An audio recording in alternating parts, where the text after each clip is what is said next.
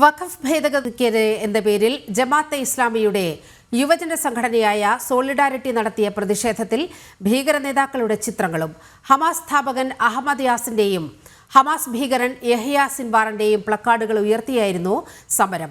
ഈജിപ്തിലെ Muslim Brotherhood സ്ഥാപകൻ ഇമാം ഹസനുൽ ബന്നയുടെ ചിത്രവും പ്ലക്കാർഡിലുണ്ടായിരുന്നു.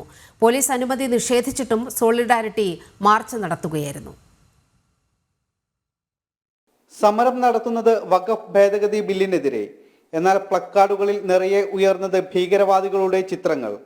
ഇന്നലെ ജമാഅത്തെ ഇസ്ലാമിയുടെ യുവജന സംഘടനയായ സോളിഡാരിറ്റിയുടെ നേതൃത്വത്തിൽ നടത്തിയ പ്രതിഷേധ മാർച്ചിലാണ് രാജ്യത്തെ ഞെട്ടിപ്പിച്ച് ഭീകരവാദികളുടെ ചിത്രങ്ങൾ ഉയർത്തിയത്.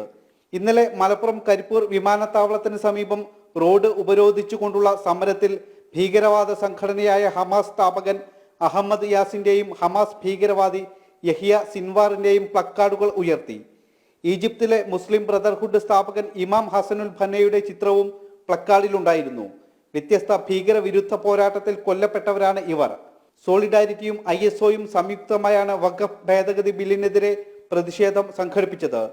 അതീവ സുരക്ഷാ മേഖലയായ വിമാനത്താവളത്തിന് സമീപം റോഡ് ഉപരോധിച്ചായിരുന്നു പ്രതിഷേധ പ്രകടനം.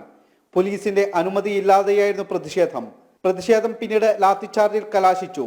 വഖഫ് ഭേദഗതി ബില്ലിനെതിരെ നടത്തിയ പ്രതിഷേധത്തിൽ ഭീകരവാദ നേതാക്കളുടെ പ്ലക്കാർഡുകൾ ഉയർത്തിയത് ബോധപൂർവമാണെന്നാണ് വിവരം. മത തീവ്രവാദ ശക്തികളെ പ്രോത്സാഹിപ്പിക്കുന്ന കേരളത്തിലെ മാറി മാറി വരുന്ന സർക്കാരുകളും ഇത്തരം സംഘടനകൾക്ക് തണലൊരുക്കുന്നതും കേരളത്തിൽ ഭീകരവാദം വർദ്ധിക്കാൻ ഇടയാക്കുന്നു. ജനം, മലപ്പുറം.